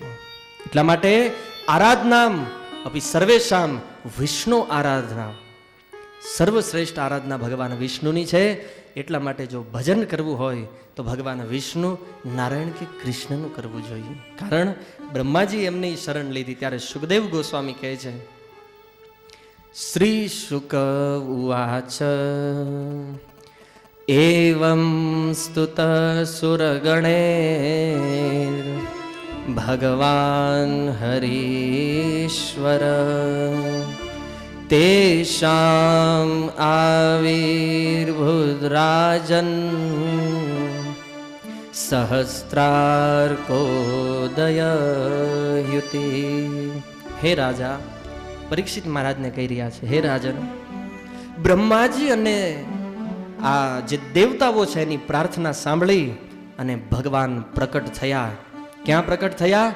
તો જે ક્ષીર સમુદ્રના તટ ઉપર બ્રહ્માજી પ્રાર્થના કરી રહ્યા હતા, એ જ ક્ષીર સમુદ્રના તટ ઉપર ભગવાન પ્રકટ થયા. અને કેવા છે ભગવાન? તો કહે છે, હજારો સૂર્યની સમાન પ્રકાશ એમના શરીરમાંથી નીકળી રહ્યો હતો. એક બે સૂર્યની વાત નથી, હજારો સૂર્યનું તેજ ભગવાનના શરીરમાંથી નીકળે છે. અને જે નિરાકારવાદી છે, જે લોકો એમ માને છે ભગવાન નિરાકાર છે, એ ભગવાનના શરીરમાંથી નીકળતા તેજને ખાલી જોયું છે, ભગવાનને નથી જોયા. બસ એ તેજને જોઈ લીધું ધ્યાનમાં અને વિચાર કર્યો કે નહીં, ભગવાન નિરાકાર છે. ભગવાન નિરાકાર છે, પણ એ એક એનું અલગ સ્વરૂપ છે. મૂળ ભગવાન આપણી જેમ એક વ્યક્તિ છે. તો કહે છે ભગવાનના શરીરમાંથી હજારો સૂર્યની સમાન પ્રકાશ, તેન એવ મહસા ઈક્ષણ, પ્રતિહત સર્વદેવા અને ભગવાનના એ પ્રકાશને જોઈ ભગવાન જ્યારે પ્રકટ થયા સમુદ્રમાં તો કહે છે કોઈ દેવતા એને જોઈ ન શક્યા. એક બહુ સુંદર સિદ્ધાંત અહીંયા પ્રસ્તુત કરે છે સુખદેવ ગોસ્વામી કે જે સ્વર્ગમાં રહેવા વાળા શુદ્ધ મન વાળા દેવતાઓ જો ભગવાનને ન જોઈ શકતા હોય, ભગવાન સામે પ્રગટ છે, તો પછી આપણી જેવા કર્મ વાસનાઓથી ભરેલા જે લોકો છે કઈ રીતે ભગવાનનું દર્શન કરી શકીએ? જો એવું નથી કે ભગવાન સામે હોય એટલે દેખાય જ. આ દેવતાઓની સામે ભગવાન ઊભા છે, છતાં 33 કરોડ દેવી દેવતામાંથી સ્વર્ગના રાજા ઇન્દ્ર ભગવાનને જોઈ ન શક્યા. અને સંસારમાં ઘણા લોકો એમ કહે છે ભગવાન બતાવો, ભગવાન બતાવો. એમ ભગવાન ન દેખાય. એને પ્રાર્થના કરવામાં આવે, એને પ્રણામ કરવામાં આવે તો જ ભગવાન એના સ્વરૂપને આ બધા જીવો સામે પ્રકટ કરે છે. અને સત્ય છે, ભગવાન બધાને નથી દેખાતા. ઈ જેની સામે પોતાના સ્વરૂપને પ્રકટ કરવા ચાહે એ જ વ્યક્તિ ભગવાનને જોઈ શકે. કદાચ અહીંયા અત્યારે ભગવાન પ્રકટ થાય તો બેઠેલા બધા લોકો ન જોઈ શકે. જેની અંદર શુદ્ધતા છે, ભક્તિ છે, એ જ ભગવાનનું દર્શન કરી શકે. બધા લોકોની ક્ષમતા નથી. તો માની લો કે ભગવાન આવ્યા છે, એનું પ્રમાણ શું? તો કહે છે કે સહ સર્વેણ ભગવાન વિરંચી. એમાં બે વ્યક્તિઓએ ભગવાનના દર્શન કર્યા. એક કહે છે સહ સર્વેણ, એક ભગવાન શિવ અને ભગવાન વિરંચી બ્રહ્માજી. આ બે વ્યક્તિએ ભગવાનને જોયા કે ભગવાન પ્રકટ થયા છે, અને જેવા ભગવાનને પ્રકટ થયેલા જોયા, બ્રહ્માજી અને શિવજી બેએ ભગવાનને પ્રણામ કર્યા. તો ઓલા 33 કરોડ જે વાહે ઊભા હતા એને થયું કે નહીં ભગવાન આવી ગયા લાગે છે. બ્રહ્માજી પ્રણામ કરે છે એટલે સામે હશે તો આપણે કરો. બ્રહ્માજીને શિવજીને જોઈને વાહે વાહે 33 કરોડ ઝૂક્યા, ભગવાનને પ્રણામ કર્યા, પણ છતાં કોઈ જોઈ ન શક્યું ભગવાનને. ત્યારે એ દેવતાઓએ પ્રાર્થના કરી, પ્રભુ અમે તમને પ્રાર્થના કરી તે ઓલો શ્લોક તો બોલ્યા હતા કે તમે દેખાવ એવા સ્વરૂપમાં આવો. ભગવાન કે હું દેખાવ છું, બ્રહ્મા અને શિવજી મને જોવે છે. ફરીથી બ્રહ્માજીએ પ્રાર્થના કરી, પ્રભુ આ દેવતાઓ બહુ દુઃખી થયા છે અને આમે તમારા પ્રિય છે, એક કામ કરો, આ દેવતાઓને પ્રસન્ન કરવા માટે તમે જે તમારું સ્વરૂપ છે એ સ્વરૂપને આ લોકો સામે પ્રકટ કરો. બ્રહ્માજીની પ્રાર્થનાથી ભગવાને પોતાનું સ્વરૂપ લોકોની સામે પ્રકટ કર્યું અને બધા દેવતાઓએ જોયું. આમ જેમ હતા એમ જોતા રહી ગયા. અદ્ભુત સ્વરૂપ ભગવાનનું. કારણ દેવતાઓએ આની પહેલા ભગવાનને ક્યારેય જોયા નહોતા. આ પ્રથમવાર દેવતાઓ ભગવાનને જોઈ રહ્યા છે. કે છે તપ્ત હેમ અવદાતે ન, તપાવેલા સોનાની જેવું એકદમ ગૌર વર્ણ ભગવાનનો હતું. કૌશલ્ય વાસસા લસત, અને રેશમી પિતાંબર ભગવાને ધારણ કર્યું હતું. જો ભગવાનના સ્વરૂપનું વર્ણન કરે છે. અને જો તમે તે ભગવાનને જો જોવા માંગતા હોય ને, 8 પ્રકારની ભગવાનની મૂર્તિ હોય, એમાં એક છે મનોમયી મૂર્તિ. અર્થાત શાસ્ત્રમાં જે રૂપનું વર્ણન કર્યું હોય એવા રૂપને પોતાના મનમાં ધારણ કરવું, એ તે ભગવાનનો વિગ્રહ છે. તો અહીંયા સાંભળો, આ વર્ણન કોણ બોલી રહ્યું છે? જે બ્રહ્માજી ભગવાનને લાઈવ પોતાની સામે જોઈ રહ્યા છે, એ ભગવાન બ્રહ્મા બતાવી રહ્યા છે કે ભગવાન કેવા છે. તો સાંભળો હવે એક એક શબ્દને બ્રહ્માજીનું વર્ણન. કે કૌશલ્ય વાસસા, અર્થાત ભગવાને રેશમી પિતાંબર ધારણ કર્યું છે, પણ રેશમના કીડાને મારીને જે બનાવે છે એવું નહીં. ભગવાનના જે આયુધ છે, આભૂષણ છે, એ કોઈ બનાવતું નથી, એ બનતા નથી. કારણ કે ભગવાનના જે આયુધ છે, એના વસ્ત્રો છે, એ આપણી જેમ એક જીવ છે, એક શરીર છે, અને એ ક્યારેય મેલું થતું નથી, ભગવાનને ક્યારેય બદલવું પડતું નથી. તો કહે છે એ રેશમી વસ્ત્રથી સુશોભિત હતા અને ચારુ સર્વાંગી. દેવતાઓએ એક હારે ઉપરથી નીચે જોઈ લીધા ભગવાનને. ભગવાનના બધા અંગ સુંદર છે, પણ છતાં કહે છે સુમુખમ, બધા અંગ સુંદર છે, છતાં મુખ તો અતિ સુંદરાતિ સુંદર છે. ભગવાન સુંદર છે, પણ એમાં એનું મુખ સૌથી વધારે સુંદર લાગે છે. અને આ સંસારમાં તમે કોઈ પણ રૂપાળામાં રૂપાળી વ્યક્તિને જોવો, પણ કાંઈક ખામી એમાં હોય. માની લો ઐશ્વર્યા રાય આપણને બહુ રૂપાળી લાગતી હોય, પણ કાંઈ એનું નાક મોટું હોય ને, કાં કાન બરાબર ન હોય ને, કાંઈ એની હાઇટમાં ખામી હોય ને, શરીર કાંઈક ને કાંઈક ખામી સંસારના જીવોમાં હોય છે. ભગવાન જ એક એવા વ્યક્તિ છે જેમાં કોઈ કમી નથી, કોઈ કસર નથી. હે ને? એક અકબરના દરબારમાં એક કવિ હતા, કવિ ગંગ. તો કવિ ગંગ વારંવાર કવિતાઓ રચના, અદ્ભુત કવિતાઓ બનાવતા. અને કવિતાઓની રચના તો એક વખત બાદશાહે કીધું કે આપણી બેગમ ઉપર કવિતા લખો ને. કવિ ગંગ કે એની ઉપર રહેવા દો. તો કે ના ના, મારે મારી બેગમનું વર્ણન સાંભળો. બેગમ એટલે જાણો છો ને, બેગમ, જેને કોઈ ગમ ન હોય. હે ને? કારણ કે રાજાના પૈસે જલસા કરવાના, એને શું ગમ હોય? એનું નામ બેગમ. તો એ કવિ ગંગે કવિતા લખી કે શરીર તો બહુ સુંદર આપ્યું છે, પણ નાક દિયો છછુંદર. શરીર બહુ સારું પણ નાક છછુંદર જેવું. અને ઓલી રાણીનો મગજ ગયો, મને આને મૃત્યુદંડની સજા આપો. રાજાને દુઃખ થયું કે આ કવિ વહી જાય તો આવો કવિ પાછો ગોતશું ક્યાંથી? આને મૃત્યુદંડ આપો. રાજા કે એને મૃત્યુદંડ ન અપાય, આપણા દરબારનું રત્ન છે. એ કે એને નહીં આપો તો હું મરી જઈશ. અને આ ધમકી આવે એટલે તો ભાઈ બાદશાહ હોય શું થઈ ગયું? ત્યાં તો ભલભલા ઢીલા પડી જાય. રાજાને કહો મને સજા આપવી પડી, આને હાથીના પગ નીચે કચરીને મારી નાખો. તો એને મરતા મરતા છેલ્લું પદ રચ્યું, બાતન હાથી પાઈએ, બાતન હાથી પાય. ઘણી વાર મેં વાતો કરીને રાજા પાસેથી હાથી ઇનામમાં મેળવો તો બાતન હાથી પાઈએ અને બાતન હાથી પાય. અને આ વખતે વાત કરવાથી જ હાથીનો પગ મળ્યો. તો કહેવાનું છે, કમી સંસારના જે શરીર બનાવ્યા છે ભગવાને, એમાં ક્યાંક ને ક્યાંક કમી રહી જાય છે. કમી રહેવાની છે, પણ ભગવાનમાં કોઈ કમી નથી. સર્વાંગ સુંદર. અને તરત હવે દર્શન કરવાની વિધિ છે કે સૌથી પહેલા ભગવાનના ચરણોથી લઈ અને મુખનું દર્શન કરવું જોઈએ. હવે અહીંયા થયું છું, દેવતાઓ મુખ ઉપરથી દ્રષ્ટિ હટતી જ નથી. લખે છે મહામણિ કિરીટેન ચ કેયુરાભ્યામ ભૂષિતામ.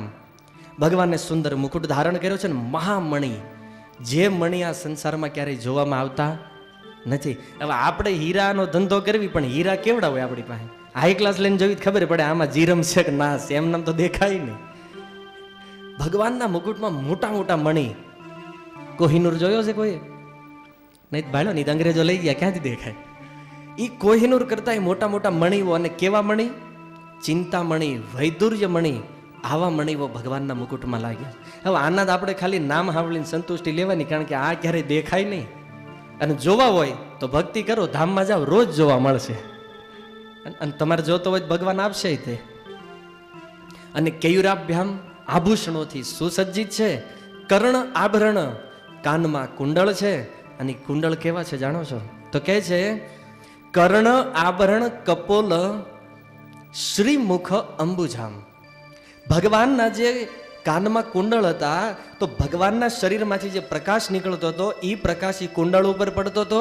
અને એ કુંડળનું જે રિફ્લેક્શન આવતું હતું ભગવાનના મુખ ઉપર, અને એનાથી જે ભગવાનના મુખની સુંદરતા હતી, કે છે નિર્ભાત, અત્યંત સુશોભિત મુખ હતું ભગવાનનું. અને ત્યાર પછી થોડાક નીચે આવ્યા, કાંચી કલાપ.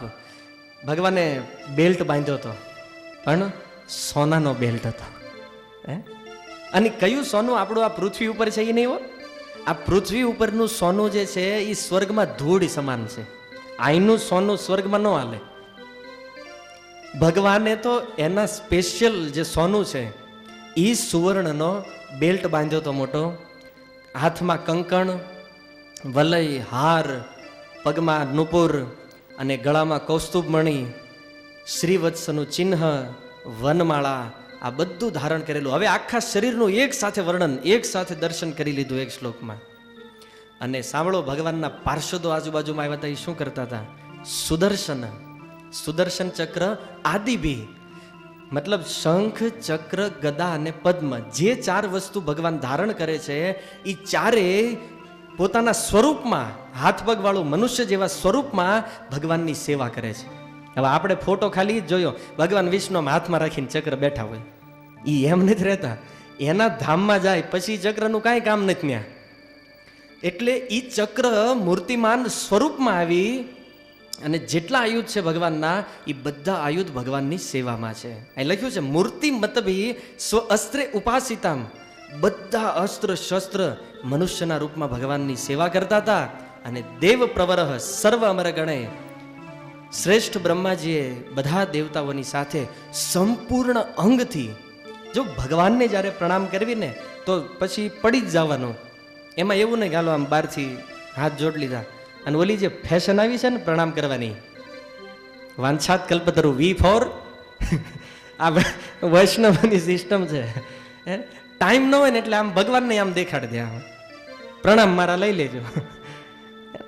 અંત સમય ભગવાને કે આવતો રહેજે, એ લેવા ન આવે. નિપતિતા, ભગવાનને પૂરા શરીરથી પ્રણામ કરવા જોઈએ. પછી નીચે એનું જોઈ ધૂળ પડી છે, ગંદુ છે, ભગવાન સામે છે, ભગવાનના વિગ્રહ છે, તરત પ્રણામ કરવા જોઈએ. અને પ્રણામ કરી અને વળી પાછી બ્રહ્માજીએ સ્તુતિ ચાલુ કરી. આ એક સ્તુતિ આપણે આ ત્રીજા દિવસે માંડ માંડ પૂરી કરી હતી. વળી બ્રહ્માજીએ ભગવાનને જોયા. પહેલા ભગવાનને જોયા વગર સ્તુતિ કરી, હવે ભગવાન પ્રકટ થઈ ગયા એની સ્તુતિ કરે છે. તો એ સ્તુતિને આવતીકાલે બિલકુલ સંક્ષિપ્તમાં સમજી અને ત્યાર પછી સમુદ્ર મંથન, કાલે દેવતાઓ મંદાર પર્વત, ભગવાન આ લોકોને નીતિ શીખવશે. અને એ નીતિ શીખવી અને દેવતાને અસુરો મળી કેવી રીતે પર્વતને લાવવાના છે અને કેવી રીતે એ બધા દેવતાઓના હાડક્યા ભાંગવાના છે, ભગવાન પાછા હરખા કરવાના છે. તો આવનારી જે કથાઓ છે એને આવતા સત્રમાં શ્રવણ કરીશું. હરે કૃષ્ણ. શિલ પ્રભુપાદ કી નિતાય ગૌર પ્રેમાનંદે.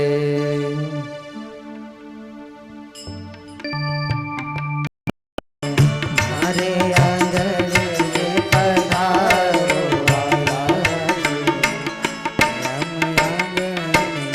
સુરેશભાઈ પીપળવાળા, જેમની કૃપાથી આપણને 4-5 મહિના પહેલા સંખેડા મુકામે શ્રીમદ ભાગવત સપ્તાહનો અવસર પ્રાપ્ત થયો હતો. આપણે એમને ખૂબ ખૂબ ધન્યવાદ અર્પણ કરીએ છીએ. ત્યારબાદ હું બોલાવીશ બિપિનભાઈ વાવડીવાળા. બિપિનભાઈ વાવડીવાળા,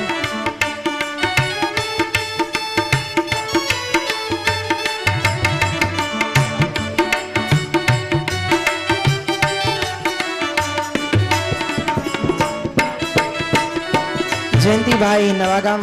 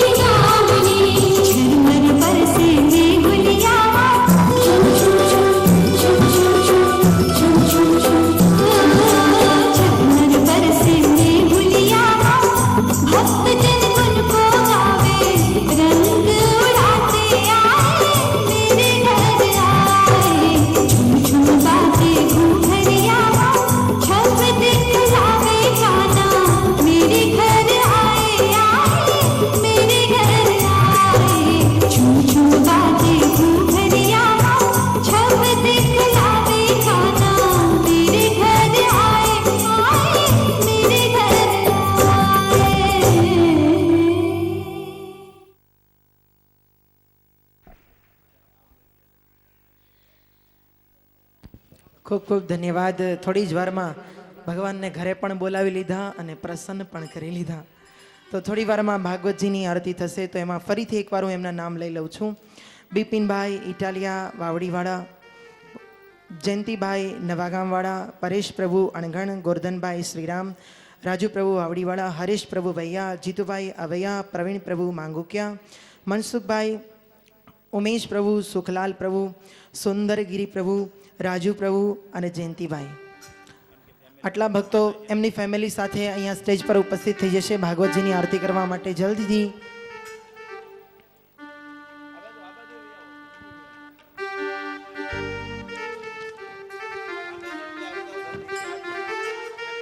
એમના ફેમિલી પણ આવી જશે. માતાજીઓ પણ આ બાજુ સ્ટેજ પર આવી જાય ભાગવતજીની આરતી કરવા માટે.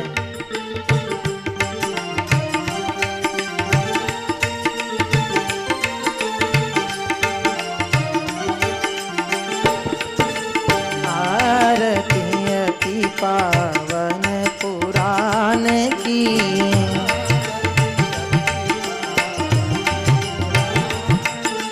धर्म भक्ति विज्ञान ज्ञान की, धर्म भक्ति विज्ञान ज्ञान की, महापुराण भागवत निरमल, महापुराण भागवत निरमल, शुकमुख विगलित निगम कल्प, शुकमुख विगलित निगम कल्पबल, परमानंद सुधारसमय कल, परमानंद सुधारसमय कल, लीला रति रस रस निधान की, लीला रति रस रस निधान, कलिमल मथनि त्रिताप निवारिणी,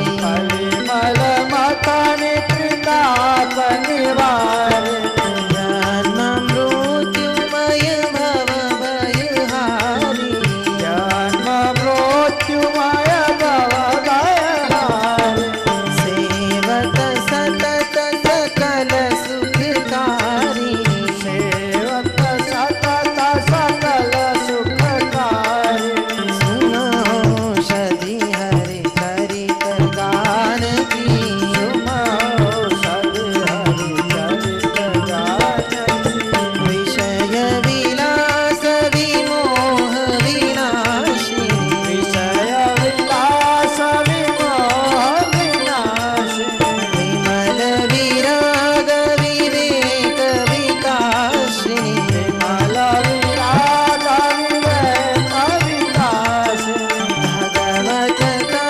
तत्परहास प्रकाशिनी, भगवत तत्परहास प्रकाशिनी, परम ज्योत परमात्म ज्ञान की, परम ज्योति परमात्म ज्ञान की, परमहंस मुनि मन उल्लासिनी, परमहंस मुनि मन उल्लासिनी, रसिकर हृदय रस रास विलासिनी, रसिकर हृदय रस रास विलासिनी, मुक्ति मुक्ति रति प्रेम सुदासिनी, मुक्ति मुक्ति रति प्रेम सुदासिनी, तथागति जन प्रिय सुजान की, तथागति जन प्रिय सुजान की, आरती अति पावन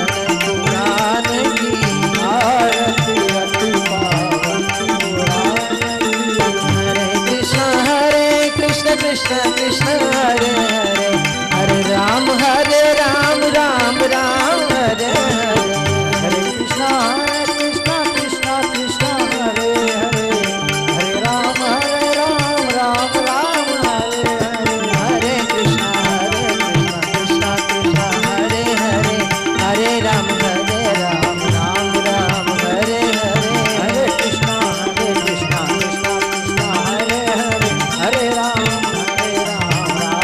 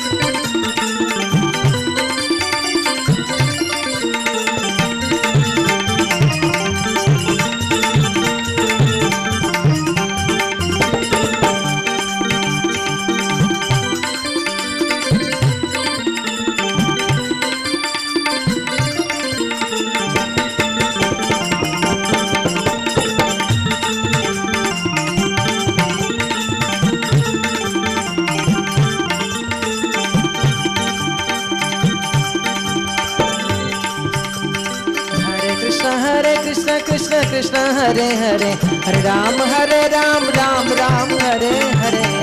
हरे कृष्ण कृष्ण कृष्ण हरे हरे, हरे राम राम हरे हरे। हरे कृष्ण कृष्ण कृष्ण हरे हरे, हरे राम राम हरे हरे। हरे कृष्ण कृष्ण कृष्ण हरे हरे, हरे राम राम हरे हरे। अरे मैं तो नाचूंगी, हाँ मैं तो नाचूंगी, अरे मैं तो नाचूंगी तेरो दरबार ओ मुरली वाले रसिया।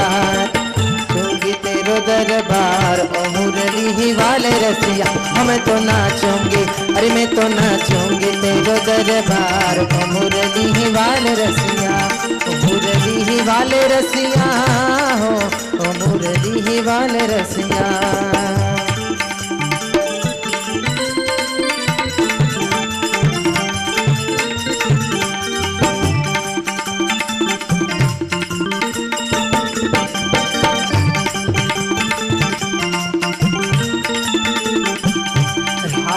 ढूंढ रही किसने मेरा श्याम देखा, राधा ढूंढ रही किसने मेरा श्याम देखा। राधा ढूंढ रही किसने मेरा श्याम देखा। राधा ढूंढ रही किसने मेरा श्याम देखा। श्याम देखा घन श्याम देखा, श्याम देखा घन श्याम देखा। श्याम देखा घन श्याम देखा, श्याम देखा घन श्याम देखा। राधा ढूंढ रही किसी ने मेरा श्याम देखा। राधा ढूंढ रही किसने मेरा श्याम देखा।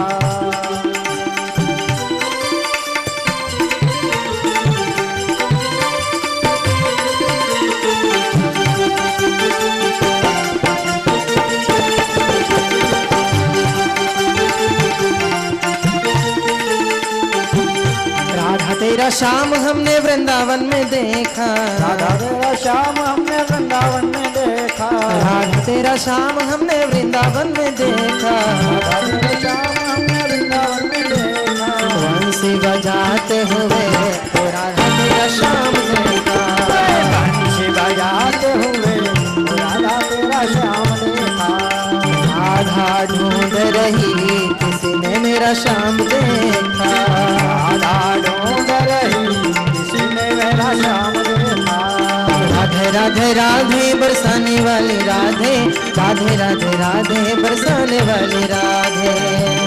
राधे बरसाने वाले राधे, राधे बरसाने वाले राधे। राधे राधे बरसाने वाली राधे, राधे राधे राधे बरसाने वाली राधे।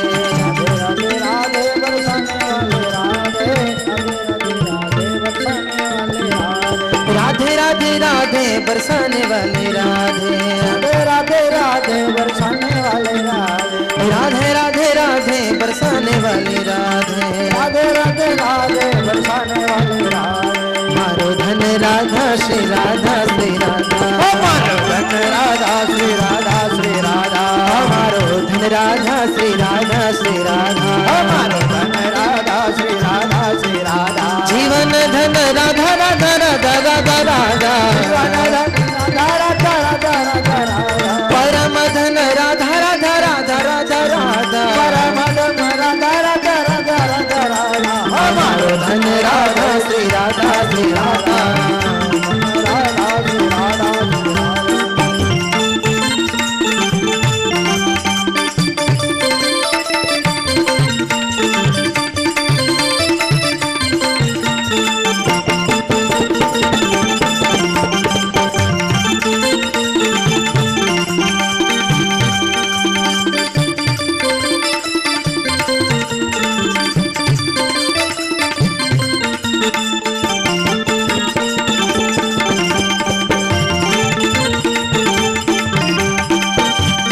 राधा रमण गिरधारी, गिरधारी श्याम वनवारी।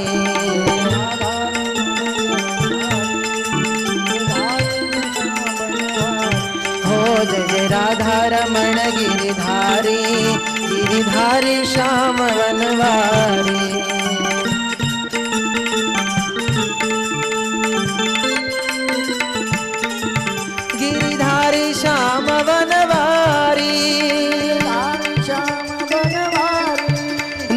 नंदन मुकुंद मुरारी अनंत नंदन मुकुंद मुरारी आज जय राधा रमण गिरिधारी गिरिधारी श्याम वनवारी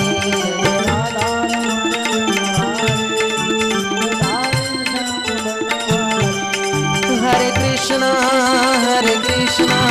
कृष्ण कृष्ण हरे हरे हरे राम राम राम हरे हरे कृष्णा कृष्णा कृष्ण कृष्ण हरे हरे हरे राम